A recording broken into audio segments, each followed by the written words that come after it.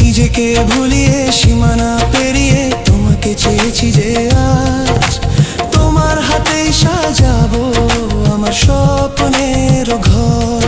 আমি তোমার প্রেমে পড়ে দুনিয়া ভুলে গেছি।